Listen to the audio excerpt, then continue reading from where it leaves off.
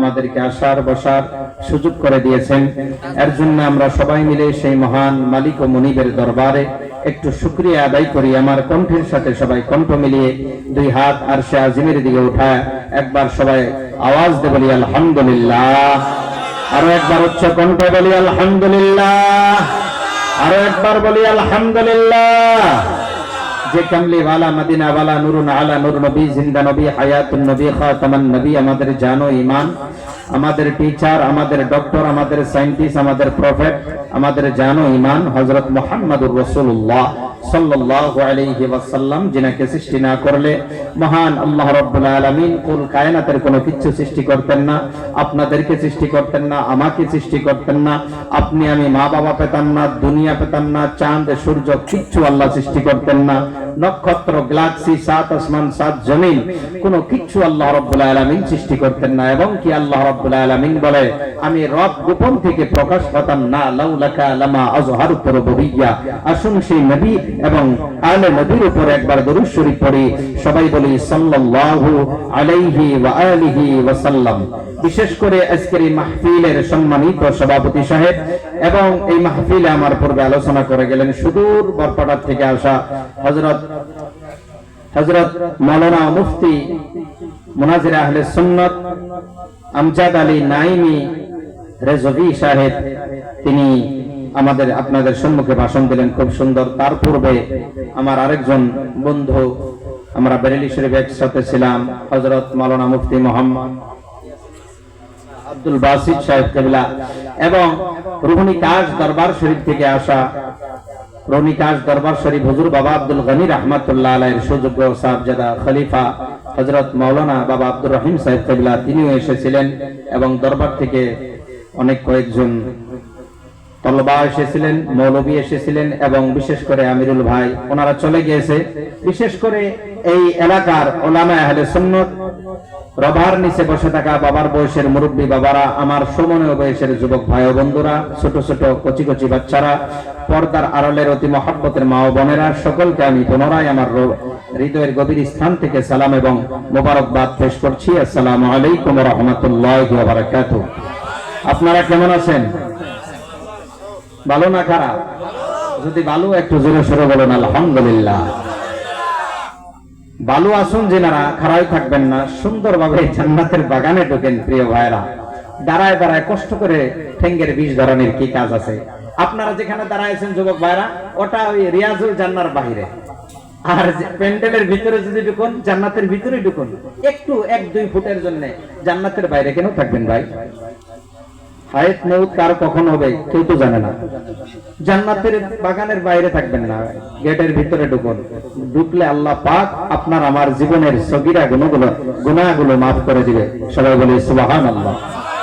তো যুবক ভাইরা, আপনারা জায়গা ফিল আপ করে সুন্দর করে বসুন, কারণ আপনারা, আমি এখানে প্রায় 3 বছর ধরে আসতেছি নাকি? আপনারা চিনেন আমাকে, আমি আপনাদেরকে চিনি। আমরা লোকাল এলাকা, বেশি দূর বাড়ি নয়, খারপিটিয়ার থেকে 6-7 কিলোমিটার ঢুকলে জঙ্গল পাড়া বলা হয়, কিন্তু বর্তমান জঙ্গল নাই, জঙ্গল ছায়া হয়েছে। সুবহানাল্লাহ। তো আপনাদের মহব্বত পাই, এর জন্য প্রত্যেক বছর দেখেন আসি। আর এই মহব্বতটা আল্লাহ পাক যেন কায়েম রাখে। যতদিন আল্লাহ পাক তৌফিক দিবে ততদিন আপনারা ডাকলে যাতে আসতে পারি, কারণ দিনে দিনে মাহফিল বাড়তেই আছে। এখন মানে ডেট দেওয়ার টাইম নাই। কোন রাত্রে 3টাও করা হয়, এলাকায় হলে দরং ডিস্ট্রিক্টেই যদি 8-10 কিলোমিটার ডিস্টেন্স হয়, তাই না, মানে করা হয়, কিন্তু জুলুম হয়। এখন বর্তমানে একটা করে রাখা দর্শী, কিন্তু কোন টাইমে খাতিরে মহাব্বতে 2টাও করবে লাগা হয়। তো এটা আপনাদের দোয়া। আমার কোনো পাওয়ার নাই, আমার কোনো কোয়ালিটি নাই, আমার কোনো দাম নাই, আমার কোনো পাওয়ার নাই। আপনারাও মানুষ, আমিও মানুষ। আপনারাও যেই মানুষ, আমিও সেই মানুষ। আপনারাও আদম সন্তান, আমিও আদম সন্তান। খালি একটু পার্থক্য, আল্লাহ পাক আমাকে স্টেজে বসাইছে, আপনারা ওখানে বসছেন, এখানে। কিন্তু ওখানে আমি বসলে তো ওয়াজ হবে না। কেন হবে না? আপনার মতো বসে থাকবো, মুখ দেখতে পারবেন না।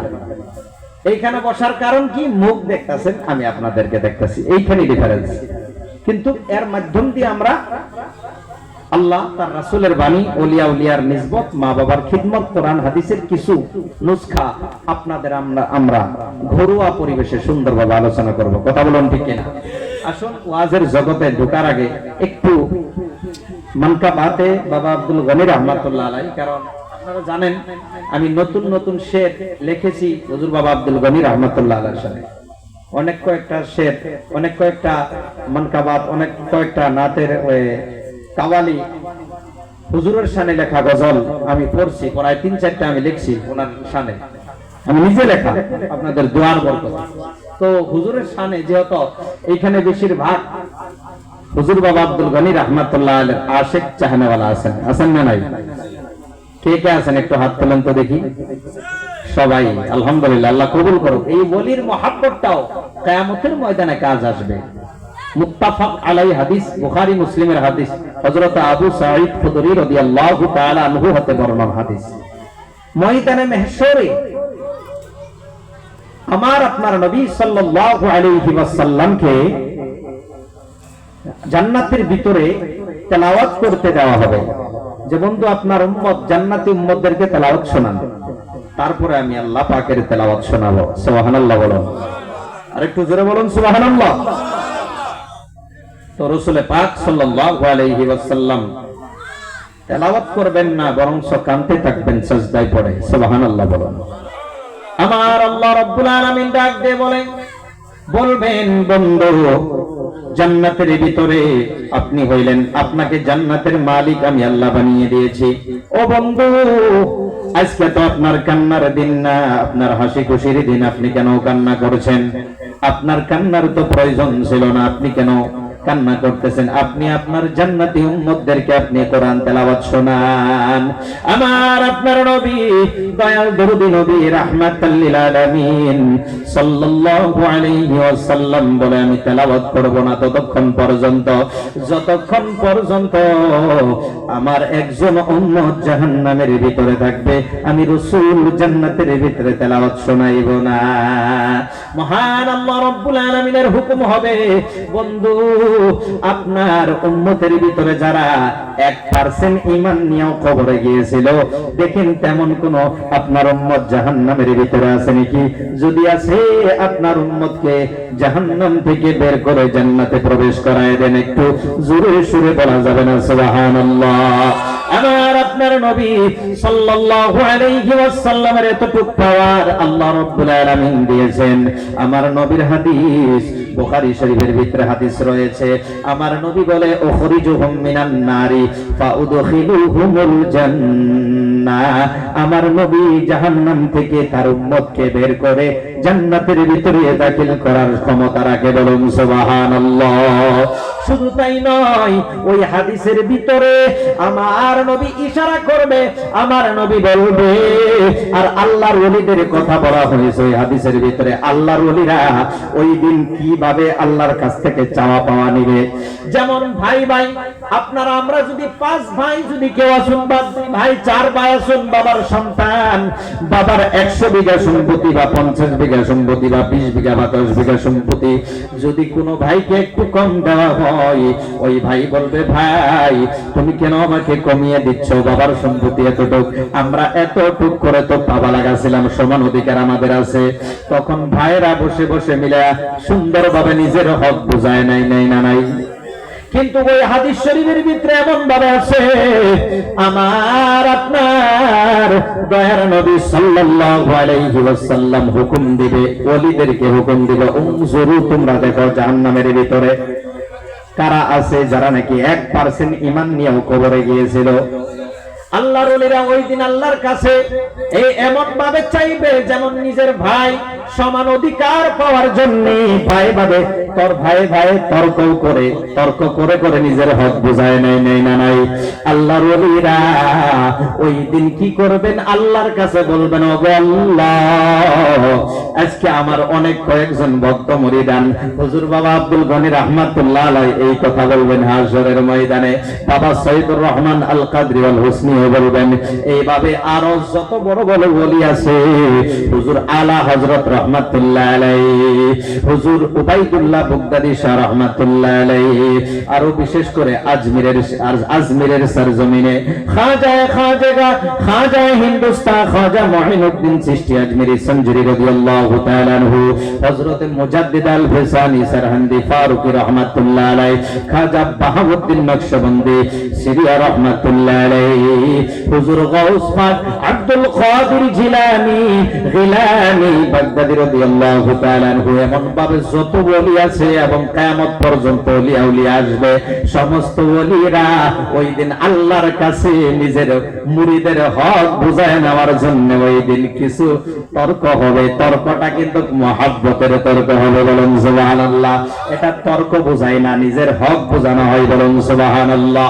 আল্লাহর ওলিরা বলবে, ওগো আল্লাহ, আজকে দেখছি যারা নাকি আমার কাছে বায়াত হয়েছিল, আমার সাথে একসাথে ওযু করে আমার সাথে নামাজ আদায় করেছে, এনারা একসাথে রমজান মাসের রোজা রেখেছে, একসাথে ইফতার করেছি, আমরা একসাথে জিকির করেছি, একসাথে মিলাদ পড়েছি, একসাথে কোরআন তেলাওয়াত করেছি, শুনেছি, একসাথে ইসলামের খিদমত করেছি, আমার ভক্ত মুরিদানদেরকে নিয়ে আল্লাহ তোমার জিকির করাইছি, তোমার হাবিবের মিলাদ পড়িয়েছি, একসাথে ওযু বানায়া এরা মুক্তাদি হয়েছিল, আমি ইমাম হইয়া এদেরকে নামাজ পড়াইছি।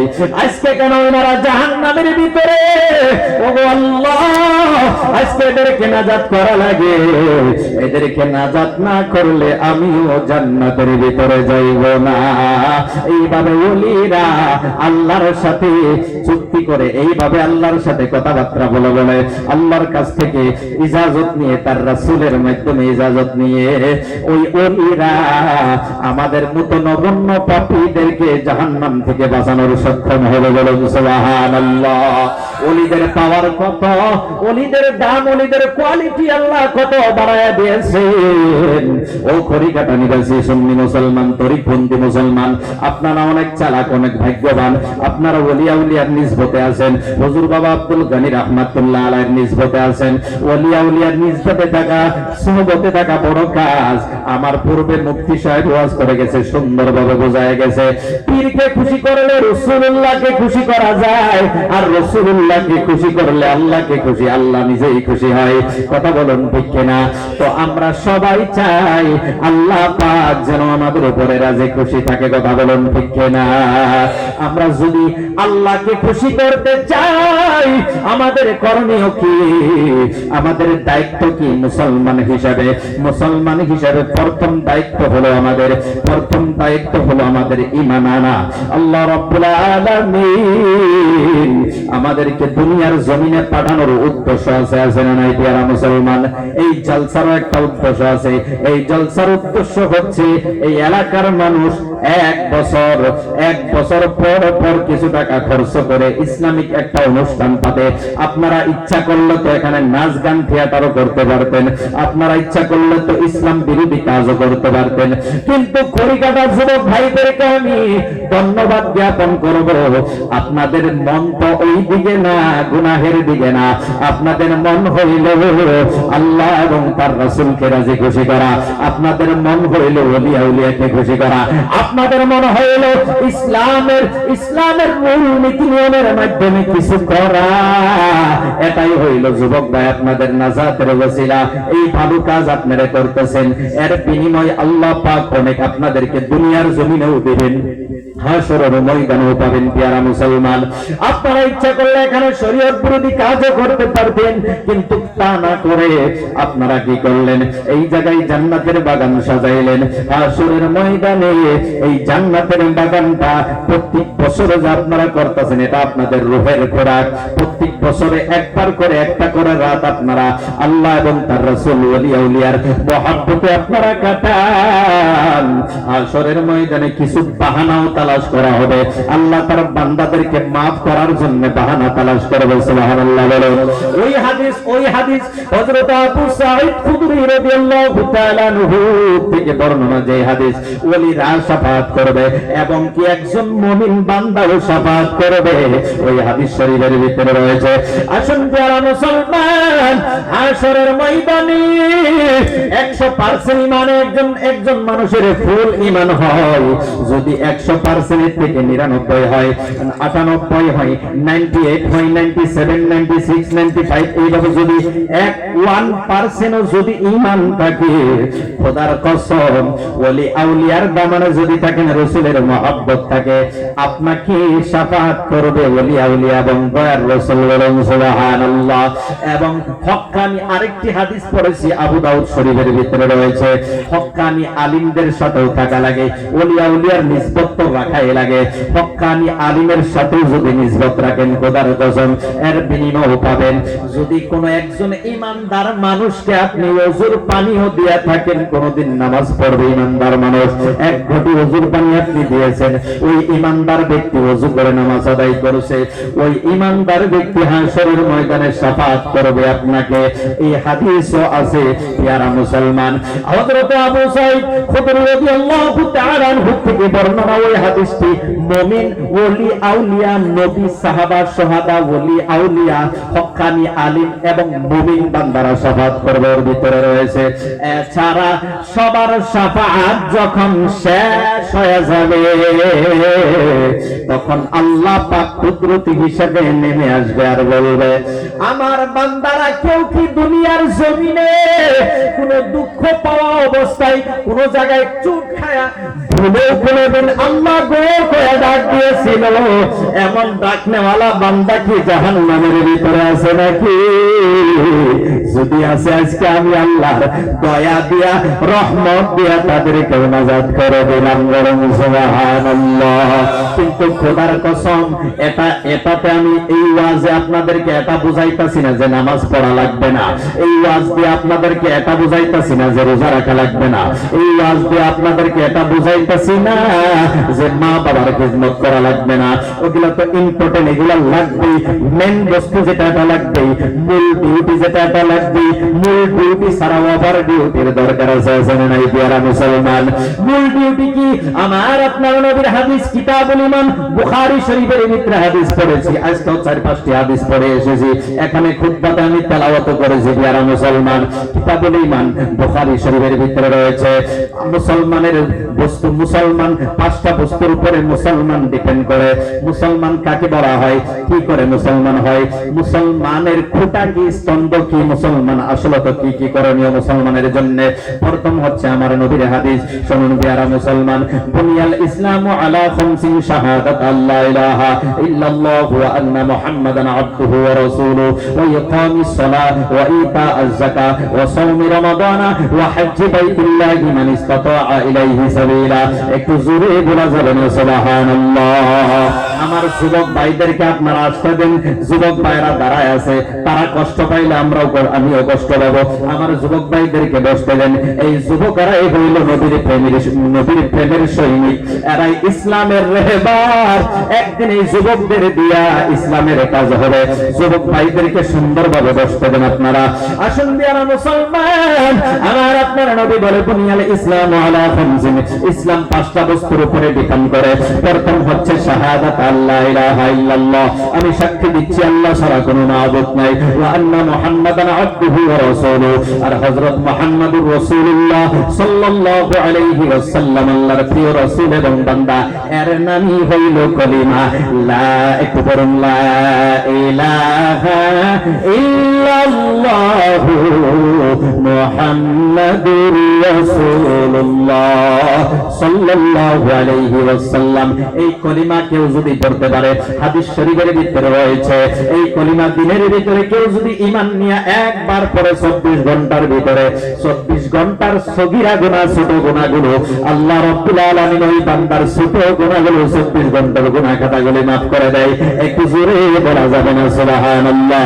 প্রিয় মুসলমান, ওয়াজের সাথে কিছু আমল আপনাদেরকে বলে যাব। কয়েকটি আমল ইম্পর্টেন্ট প্রত্যেকটা মুসলমানের জন্য। নামাজ তো আছেই, রোজা হজ যাকাত আছে, এগুলো মেন ডিউটি। মেন ডিউটি ছাড়া এক্সট্রা কিছু ডিউটি আছে। যদি আল্লাহর তরফ থেকে বোনাস পেতে চান পেয়ারা মুসলমান, বোনাস যদি পেতে চান, কিছু এক্সট্রা আমল আছে যেগুলো করতে কোনো কষ্ট হয় না। পেয়ারা মুসলমান, দিনের ভিতরে বেশি বেশি তওবা পড়া লাগে, বেশি বেশি কলিমা এবং দরুদ শরীফ পড়া লাগে। এই তিনটা বস্তুর আদত যদি আমাদের জিন্দেগিতে আমরা করে নিতে পারি, বান্দা ইন্তেকাল হওয়া মাত্র জান্নাতের ব্যবস্থা হওয়া দেরি হবে না। একটু জোরে সুরে বলা যাবে না সুবহানাল্লাহ। 5 ওয়াক্ত নামাজ, 5 ওয়াক্ত নামাজ পড়বে, সাথে কি তওবা ইস্তেগফার, আস্তাগফিরুল্লাহ রাব্বি মিন কুল্লি যামবি ওয়া আতুবু ইলাইহি লা হাওলা ওয়ালা কুওয়াতা ইল্লা বিল্লাহিল আলিয়্যিল আযীম। এই তওবার ফজিলত আরো আপনাদেরকে শোনাবো। তার আগে একবার দরুদ শরীফ পড়বেন। আল্লাহুম্মা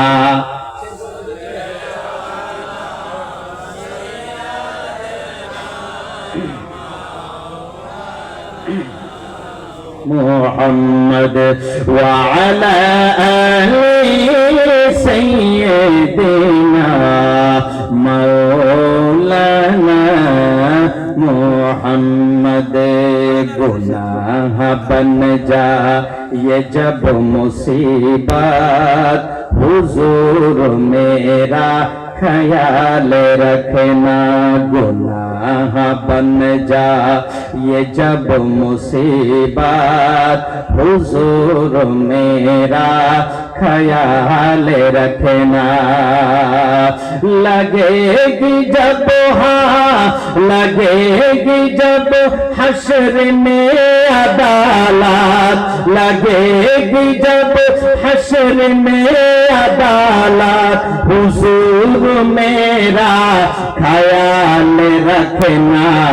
गुनाह बन जाए जब मुसीबत, हुजूर मेरा ख्याल रखना।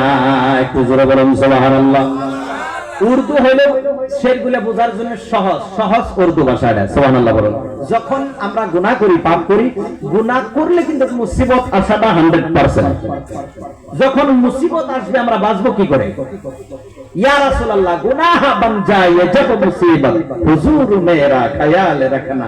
লাগেগি জব হাশর মে আদালত, হুজুর মেরা খ্যায়াল রাখনা। দুনিয়ার আদালত আছে না? দুনিয়ার আদালতে ভালো করে জবাব দেওয়া যায় না। সত্য হইলেও শরীর কাঁপে, কাঁপে না নাই? আর হাসরের ময়দানে আল্লাহর আদালত হবে, তখন আমরা কি করে বাঁচবো? বাঁচার জন্য হুজুর আকরাম সাল্লাল্লাহু আলাইহি ওয়াসাল্লামের দরকার আছে, আছে না নাই? প্যারা মুসলমান, এইটাই আমি বুঝাইতে চাইছি শেরের ভিতরে। শুনুন, গুনাহ বন যায় জব মুসিবত, হুজুর মেরা খ্যায়াল রাখনা। এটা ইমাম সাহেব হুজুর না, আপনাদের আমাদের মসজিদের ইমাম সাহেব হুজুর না। এই হুজুর হচ্ছে সমস্ত হুজুরের হুজুর, আকায়ে করিম রউফুর রহিম, আমাদের জান ও ঈমান মুস্তাফা জানে রহমত সাল্লাল্লাহু আলাইহি ওয়াসাল্লাম, দয়ার নবী। বলুন সুবহানাল্লাহ।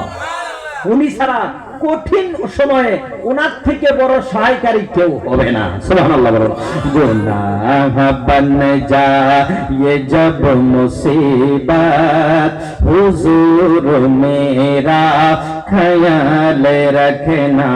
गुनाह बन जाए जब मुसीबत, हुजूर मेरा ख्याल रखना। लगेगी जब लगेगी जब हश्र में अदालत, लगेगी जब हश्र में अदालत, हुजूर मेरा ख्याल रखना। गुनाह बन जाए जब मुसीबत, हुजूर मेरा ख्याल रखना। कुसूर हमसे हुआ बहुत है, कुसूर हमसे हुआ बहुत है, गुनाह हमने किया बहुत है, कुसूर हमसे हुआ बहुत है, गुनाह हमने किया बहुत है इल्तिजा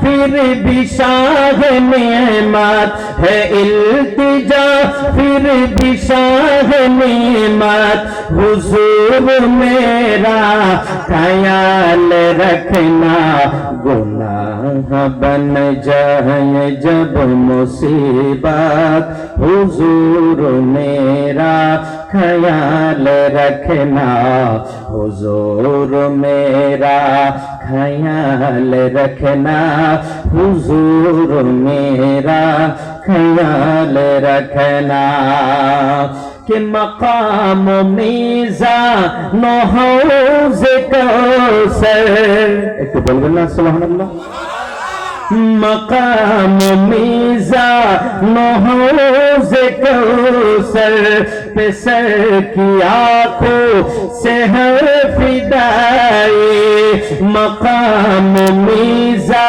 नौहौज़ कौसर पे सर की आँखों से है फिदाई या रसूल अल्लाह करेंगे जब करेंगे जब आपकी ज़ियारत करेंगे जब आपकी ज़ियारत हुजूर मेरा ख्याल रखना गुनाह बन जाए जब मुसीबत हुजूर मेरा ख्याल रखना ভাববেন যে খালি উর্দু ও বাংলা দুইটা শের গরিব বাবার সামনে পড়ে দেই তারপর আবার ওয়াজের জগতে ঢুকে যেতেছি আপনারা আছেন না নাই কে কে আছেন দুই হাত তুলে বলুন সুবহানাল্লাহ আরেকটু জোরে বলুন ইয়া রাসূলুল্লাহ ইয়া ওলি আল্লাহ কে গোনি বাবা আমরা তোমায় ভুলতে পারি না এটা আমি এইবার দিছি আশিকের উরুসে নতুন সাপ্লাই দিছি সুবহানাল্লাহ বলুন তো আরো নতুন করে আরো লিখতে আসি এটা আবার আলহামদুলিল্লাহ সামনে উরুসে সাপ্লাই হবে যদি হায়াত থাকে সুবহানাল্লাহ বলুন গোনিশা বাবা আমরা তোমায় ভুলতে পারি না সাউন্ড সেটের কথা আর কি বলবো এত সুন্দর সাউন্ড সেট আল্লাহ পাক যেন এই